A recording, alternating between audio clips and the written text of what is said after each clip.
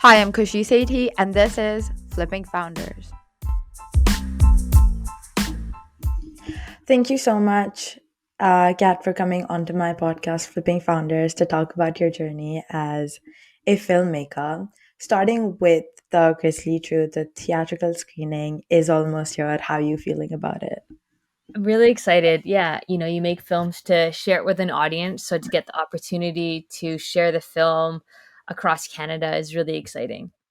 And what message are you trying to send to the audience with this movie? What impact are you hoping to create? That's great. It's a great question. A lot of things. I mean, I'm always excited about sharing the story of the Vancouver Grizzlies, my home team, a team that has in some ways been forgotten. And so I always love reminding people that no, there were two teams in Canada that started out. It's not just the Toronto Raptors, the Vancouver Grizzlies were also a thing. And I mean, the heart of the film is just really capturing the impact of sports, what sports means to a community, what sport can bring to different relationships, and the bonds that sport and teams like the Grizzlies can create. Yeah, and then what did it look like for you when you initially saw it, when you went to the matches? What was the experience like for you that inspired you to, make a film and chase the Vancouver Grizzlies? Yeah. I've man, those games as going as a kid were just so much fun. Hmm. I always say that, the only word that I can think of to describe it was like magical. I was just in such awe of everything about the games, like, of course the players, but like they were so entertaining. They were so fun to be at. And I just completely fell in love, and I definitely have like an obsessive personality. And so I totally latched on to the Grizzlies and basketball. And, to this day, like when I sign my name, it's with a basketball like attached to it. And that's what I did like since I was a kid, and I still do it. And, I'm a grown adult now, and I still do that. No, that's amazing. And so what inspired you to make this documentary now? I've always wanted to tell the story. I went to the University of British Columbia, studied film production school there, and I always wanted to tell this story. Like, if there was one story that I wanted to tell in my career, it was the story of the Vancouver Grizzlies, and I knew that someone was going to do it one day. It's just been sort of like a bucket list dream of mine again, so to have the honor and privilege to get to know those who Mm. made my childhood so special, to get the opportunity and the permission, and to tell the story and to be welcomed into this world has just been such a like truly an honor in one of the greatest honors of my life. Oh, that's amazing. And what were some of the challenges you faced while you were making this documentary? A lot of challenges. I would say like the main one that eventually kind of came up was COVID, and Mhm. having to, film. I remember, especially at the very beginning, thankfully, our funders and our broadcast, everyone that we were working with were very understanding, and because we had to take like a year hiatus as we were waiting for the vaccine to come out. Um, Oh, and so so, when did you start? Like, when were you ready with the script? When were you well, ready to start? so 2018 is when Finding Big Country came out. And as soon as that came out, we were already pitching this full feature film because we already knew we wanted to make it. And then we in 2019, like we filmed our interview with Mike Bibby at that point. And like feel like we were in I don't remember the exact timeline, but we filmed with Mike Bibby, and shortly after, like a few months later, COVID hit. And so and we right before and then COVID hit, and then we got greenlit, meaning we got fully funded. So 2 years of pitching and writing grants all kind of paid off, and we got what we wanted or needed. And so then we had to put the production on hold. And during that time when the production was on hold, I wasn't sure how we were going to make the film, because I was like, Mhm. will all the interviews need to be Zoom now? Am I and the what we had pitched was like me being in the film again, like finding the Mhm. country. It was like, am I gonna be like, do I need to be in a mask the entire time? Like, are we gonna have to be like, 6 feet away? Like, what are the rules? But thankfully we put everything on pause. Like everyone was okay with that. And that time really gave me more time to think about the film, think about the writing, the script, and I had many meetings with my producer, Michael Grant, a lot of brainstorming sessions, and then we, uh, once we were fully vaccinated, that's when my team and I started to travel again. But that was also just so stressful, because this is during the time when we all had to test negative before flying to the States. Yeah. I was like, I didn't see anyone, I didn't do anything because I couldn't risk getting sick. Mhm. Because we had, like, certain players, it was like you spent months trying to track them down, and then when you finally got a yes from them, it was like, okay, you have 2 hours on this day and that's it. So like I had to make sure that I didn't get sick. Thankfully, knock on wood, and no one did, and no one on my team got sick during that time. But that was COVID. Filming and creating during COVID was definitely stressful. Yeah, no, I agree. I think for like any place you have to travel, even for university when I had to come, I And yeah, had to test negative at all yeah, places. And I think that made traveling really stressful for yes, yeah, everyone. And I cannot imagine like shooting a film during that time. yeah. And now talking more about challenges, how did you manage to track the Vancouver Grizzlies down and even like track them down and then convince them to like tell their story to the Yeah, world? that's good. Okay, so I mean, again, just a bunch of research, hitting people up on like Instagram DMs, LinkedIn DMs, emailing, like just any which way I could get in touch with someone. Like I that's how I tried to do that. And thankfully, because I had made Finding Big Country, so I had to, I would send them the link to Finding Big Country to watch, to be like, this is a film that I've made. And now I want to make the full story. Would love for you to your Mhm. voice to be included. I think Finding My Country, it was a proof of concept for the team, my like funders and broadcasters and Mhm. distributors who eventually got on board. But it was also a way, I feel like, to introduce myself to players, because Yeah. I'm in the film, and it kind of showcases like who I am as a person, my personality, how I treat the people in my films, the Mhm. kind of stories I want to tell. And so, a lot of people watched it, like the players would watch it and loved it, and then would kind of say, okay, yeah, sure, like count me in.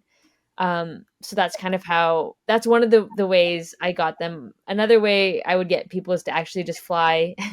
And I did that with Bryant Reeves and Steve Francis. I flew to their home cities, and kind of knew that they're going to be at an event, and I asked them, right then and there, if they'd help me and be wanted to be part of the project. Wow, that's bold. That's bold. No, but I think that's also great. Like that just shows how much you really wanted this to happen, that you Yeah. like whatever it took. And I really applaud that. Thank you. And what has been like your favorite memory with the team? Like making the film, you mean, or like the Grizzlies back in the day? Both. Like Okay, your team, like your production I team, and see. also Okay. like Vancouver Oh Grizzlies. man, there's so many. I my favorite one of my best my favorite childhood memories is when I met Charles. I didn't meet Charles Barkley. When I saw Charles Barkley play in Vancouver, and I remember we got tickets like right above the opponent's like tunnel, Hmm. and so whenever Charles would like come in and out, like we'd be right above him, and I Yeah. remember it was just such a, I like can't describe that feeling, because it was like, just being a kid is just so awesome, and just like Yeah. experiencing things for the first time, and like the like inspiration, the magic that you feel. I so that moment I always will remember, just being like, oh my god, like that's Charles Barkley. And it was, yeah, so that's a like a core memory of mine. And then there's so many great memories and moments making the Grizzly Truth. Whenever I was with an NBA player, there were moments when I had to be just take a moment to be like pinch me, like this is Yeah. so wild. Like I'm in Big Country's house. I'm in my baby's house. I'm tandem biking with George Lynch. Like these are again like my childhood heroes that I'm finally getting to, to meet and Yeah. and so but I would say like one of my favorite memories is for the Vancouver International Film Festival. We flew a bunch of players out. George Lynch, Tony Massenberg, Antonio Harvey, and my dream when I was making the film, I was like, wouldn't it be so cool if we had sort of like a family dinner, Grizzlies dinner with players and people who worked for the Grizzlies, and we could all share stories. Yeah. And during the week of the premiere, when the players were in town, we did that. And so um, we had some like Debbie from the Vancouver Grizzlies organization invited a bunch of former employees of the team. The players came, my parents were there, and we just like sat down, shared stories, and ate. And it was just that was probably one of the coolest experiences of my life was that moment. Yeah, no, I love that. That must have been like your dream coming true in Yeah. a way, like as a kid. And what about your production team? You know, you obviously were filming during COVID. What was your favorite memory during that time? Yeah, we had so like it was just so much fun to travel with my team. We went to so many different places like LA, Houston, DC, New York, Memphis, Las Vegas, Toronto, Seattle, Portland. Like we traveled so much. And we kind of our routine was like and we'd have like very long days. But I just loved coming home. We usually, especially when COVID was still, at kind of at its peak, but we were still traveling. We would because we didn't want to eat indoors at that point. Mhm. And so we would just like have takeout and then watch like a chick flick or an NBA game. It was either or. But no, we just had so much fun. Like I have such an absolute blast when I'm filming with my team. And we make a really great team. Oh, that's great. That's great to hear. And now, kind of moving on to, learning more about your journey. How did it all start? Did you always knew that you were gonna get into the like film industry? Yeah, I come from a family of filmmakers in the Philippines, and so I grew up with a camera pointed at me. In high school, this is like pre-social media. I was always that friend who had a camera in their hands and was telling Okay. people to like, do that again. I made films. I was on student council and I made like instead of like every year like student council would put on plays for the whole school to watch. Instead of that, like my friends and we would make movies. And so Wow. so like I always loved making films and editing and thankfully, when I graduated high school, I was like, okay, like I want to be a filmmaker. And so I thankfully UBC had a film production program, and I went to got in and completed my undergrad in film production. Yeah, that's great. And how has your journey been? Like so far, from like your first film to now. Yeah, it's been an adventure. It's been like I sometimes forget kind of how I started out, and I still have a long ways to go. But I was an intern at the National Film Board. Right after film school, I was like working at a coffee shop. I was interning at the National Film Board of Canada. I was working on my own films, and I was like really, um, I knew what I wanted to do. I just didn't know how to get there. But Mhm. there was just a lot. I forget sometimes like how much work went into and how many moments I felt feeling very lost and like what like because once you graduate university, like no one's telling you, especially when you're in the arts and you're in film, Yeah. it's like no one there's no path that Mhm. you know that tells you this is what to do, this is how to get where you want to get. You kind of just have to stumble and work hard, and um I do believe that like yeah, like hard work pays off and you have to have luck on your side. So luck and hard work is like, that's what you're going for. Yeah. And how do you approach, your projects, the movies you make? How do you decide which ones to make, and how do you set goals for those films? Hmm. I think I always there's always like a voice in my head that's telling me, okay, this is the film, this is the next film that you need to make. Okay. And I usually feel that like it's a nagging voice. So when it doesn't go away, I know A, like, okay, this is a film that I need to make, and then B, it's usually I want to make something when I think a story is interesting, but I feel like somebody else is going to make it, and they Mm-hmm. pick someone else, but that's not me, and that's usually what gets, like, the fire lit from underneath me. And I think it's just, like, the competitive, like, I'm not, I haven't played competitive sports in many years. I do still consider myself, like, I was an athlete, so I think that's just, like, the athlete in me, when I feel competitive and I'm like, "No, I have to be the one to make this before anyone else does, and I have to tell Yeah. the story before anyone else does." So whenever I feel that feeling as well, that's when I know, okay, this is the next project I need to devote my time and energy into making. Yeah, and are those projects about, like events that you want people to like know about, or like I saw like your interview and you said that, oh, like the Grizzly Truth is not just a sports documentary, it's about resilience and it's about Mhm, strength. mhm, So how do you like decide the themes that you're going for, and how do you kind of portray that in the mhm. movies that you make? Yeah, I'm just naturally drawn to stories with a lot of heart. I love stories of underdogs because I Mhm. feel like that's what I'm in many ways, that I feel like I am also an underdog. And so I kind of root for these types of people and these Yeah. types of stories. And so, I think, um, I'm also very passionate about the environment. That's the cool thing about documentaries, like, is, you can kind of, if you're interested and you're passionate about a certain topic, as long as um, it's appropriate for you to tell that story, Yeah. you can kind of, there's a lot of possibilities. If something kind of piques your interest, you can kind of follow that and just see where that adventure takes you. Documentaries are all about adventures, and I love adventures. And I love, you getting to go places that I've been to Oklahoma 3 times now, and like I never thought I go to Oklahoma. I've been to Memphis. I've made really great friends in Memphis. Mhm. And so you just get to meet people that you never thought you'd be able to meet. You get to travel to places you never thought you'd travel. So, you know, I'm again, so yeah, just attracted to stories that have a lot of heart, that I'm passionate about. And I just love the adventure of it all.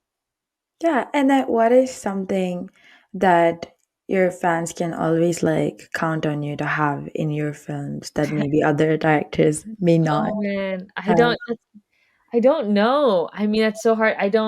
Um I that's a good question, but I mean, I obviously, like, I've made films where I'm not in the film, but and I never set out to be a filmmaker that's in her films. Yeah. The next few films, I'm working on a few. I'm not in it. I do. It's funny. I'd never set out to be in a film in my films. It's a lot of work and energy because there's just so much more that you have to think about. Like, Mhm. my outfits, how's my hair looking? Like, it's just like it's Yeah, all these like things that are very stressful. because you're the But actor and the director, so yeah, you yeah, like do both. do both, yeah. But I also love it because I also kind of am a ham and love, kind of like to be on camera as well. But I'm glad to sort of have a break because it is very exhausting to be both, like, in front of the camera and then directing as well. So I'm happy to take a break from that. But what can, I mean, I guess again, just like, uh films with heart and meaning and love, like, I think that's kind of what I strive for. Hmm. And that's not to say other filmmakers don't do that as well, but just, um that's what I want my films to kind of have, and for Yeah. people to feel that, that love and that heart. No, I think it's I think it can be seen. Like I've only seen the trailer yet because the movie Yeah, hasn't come out, and yeah. I was like, wow, I need to watch this like as soon as it comes out because there was just so much. It just felt so like genuine and like there was like this warmth Oh, that that's could be yeah. like felt. I And appreciate yeah, and now I think moving on to like the film industry, for mhm. like in North America, what are some things or aspects of those that some people underestimate or overestimate? Um, the film industry is it's an interesting thing. I'm still trying to understand it. But especially in the sports media landscape, it is still a very dominant like male industry, white male industry. And so um, you know, I found like my crew and I always say this to filmmakers who are coming up, like find your group of friends, find your crew, your group like of filmmakers that you can lean on for support, that kind of become your cheerleaders, and that was really huge and important in my career. And I've now been in this space for. I mean, I graduated university like over a decade ago, and I've been in the sports media landscape for the past seven, like, I don't know how many years, 5 years, 7 years. Um, and there's I'm definitely not the only female sports filmmaker or journalist or whatnot, but there are not. We're still very it's still very much dominated by men. Yeah. And so I definitely I want to make films about different topics, um but being in this space, like I definitely do also want to stay in this space, just because like I do feel like it's part of my job is not to help other women get through the door. Mhm. Yeah, no, I think that's really true. That and then when you um started and when you were telling other people about your idea in pitching, Mhm. was this kind of like did it take them by like a shock or something that it's your idea and that you're a fan and then you are in this industry in this male dominated Yeah. industry and you're like trying to get in, and was that ever like a concern? I think to some yes, to some no. To some I think a lot of people definitely overlook me, whether or not that's because, I'm a BIPOC like female filmmaker, I'm not sure.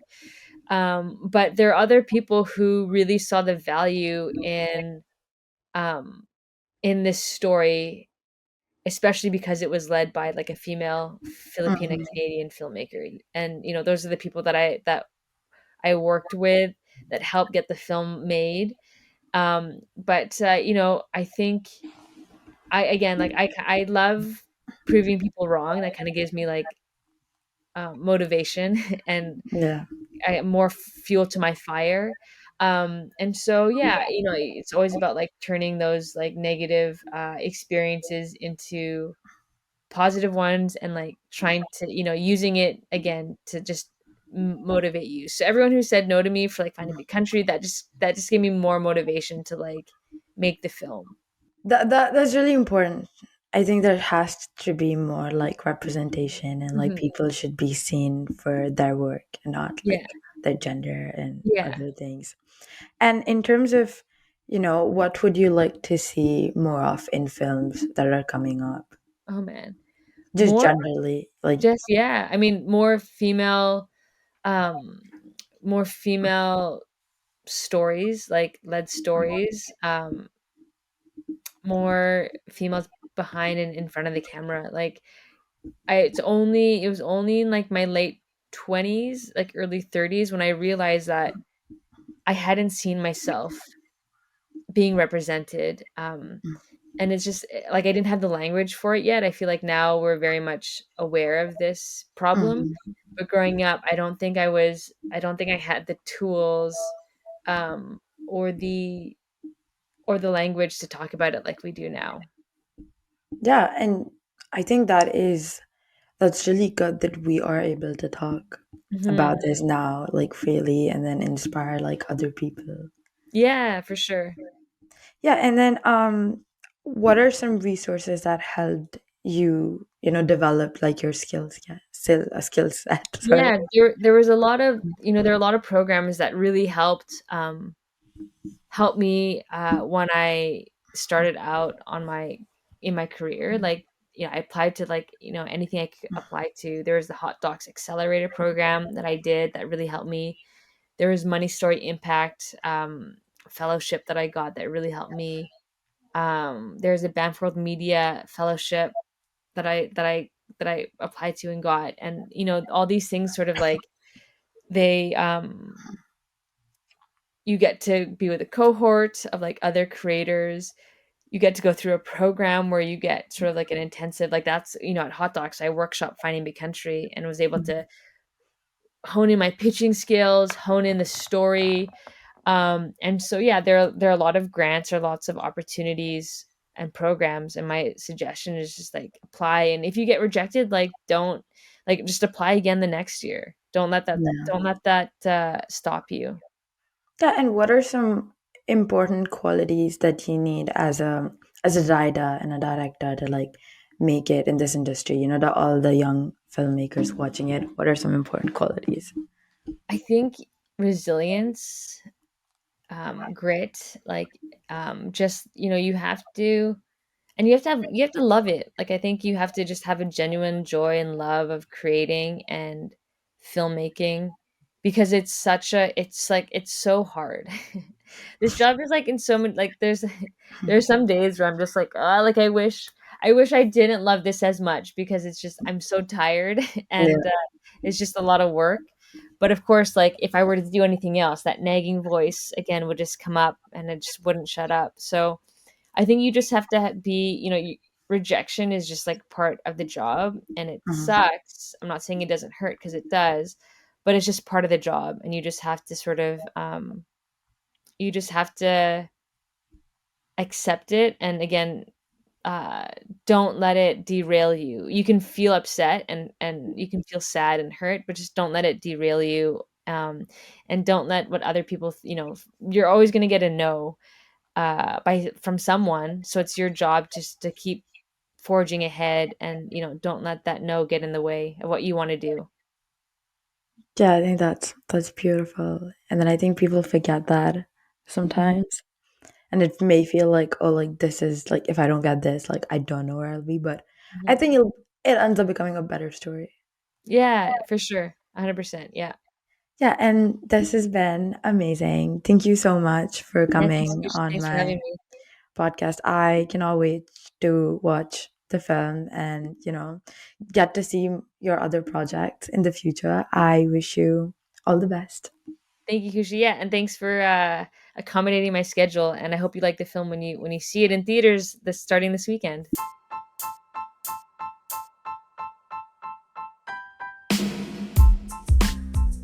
Hope you found this episode helpful. See you next Thursday.